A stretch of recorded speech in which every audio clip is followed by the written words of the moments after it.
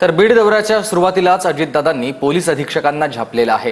कारण अधीक्षकांना झापण्याचं कारण आहे काही कार्यकर्ते होते ते थेट अजित पवारांच्या हेलिपॅड जवळ आले आणि त्यानंतर अजित पवारांनी जिल्हा पोलीस अधीक्षक नवनीत कावत यांना चांगलंच झापलंय। पुतळा बसवण्याची मागणी करणाऱ्या काही कार्यकर्त्यांना देखील अजितदादांनी खडे बोल सुनावलेले आहेत।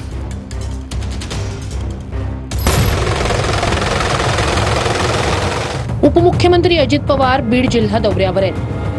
फटाक्यांची आतषबाजी करत आणि हार घालण्यासाठी क्रेन आणत तुकाराम महाराजांची पगडी घालत कार्यकर्त्यांनी त्यांचं स्वागत केलं। पण दादांच्या या दौऱ्याची सुरुवातच अधिकाऱ्यांना झापण्यानं झाली। कार्यकर्ते थेट हेलिपॅड पर्यंत आल्यानं दादा बीडच्या एसपींवर संतापले। तुम्ही अशी लाईन वाचली पाहिजे, अजिबात कुणाचे लाड पुढे लेड आहे तिथपर्यंत खाली असं कुठं असतं का? मी महाराष्ट्रात फिरतो पण अशी शिस्त बेशिस्त कुठं बघितली नाही। त्यांना सरळ सांगायचं दादांना आवडत नाही, इथं पार आतमध्ये चाललेत सगळे।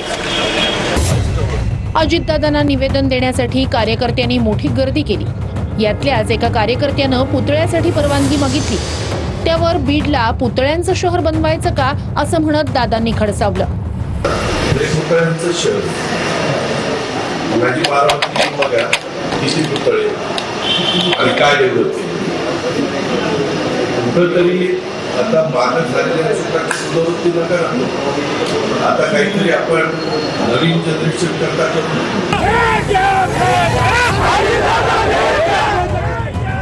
अजित पवारांच्या ताफ्यासमोर शिक्षक संघटनेनं घोषणाबाजी केली।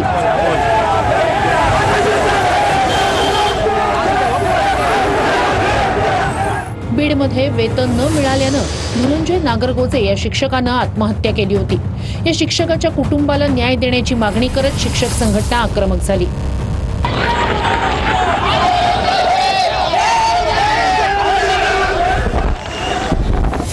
अजित पवारांच्या या दौऱ्यात धनंजय मुंडे गैरहजर होते। तब्येतीच्या कारणास्तव गैरहजर असल्याचं ट्विट धनंजय मुंडेंनी केलं। आज धनंजय मुंडे आजारी असल्यामुळे येऊ शकले नाही। त्यांनी मला सकाळी फोन केला आणि सांगितलं की दादा माझी तब्येत अजून थोडी खराब झालेली आहे, आज दुपारी मी ऍडमिट होतोय दवाखान्यामध्ये, नाहीतर ते पण आज दौऱ्यावर येणार होते। दुसऱ्यांचे काय चाललंय थोडंच मला माहिती आहे, आता कोणाचं काय चाललंय मला काय माहिती। त्यांची तब्येत तर बरेच दिवस झाले बरी नाही। संतोष देशमुख यांचे बंधू धनंजय देशमुख यांनीही अजित पवारांची भेट घेतली।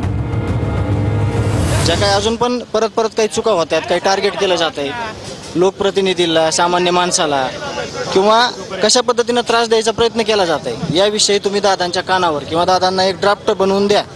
तर त्या हेतूने ज्या काही रिक्वायरमेंट आहेत, जे काही राहिलेले काम आहे, त्या संदर्भात मी अजितदादांची आता भेट घेतली।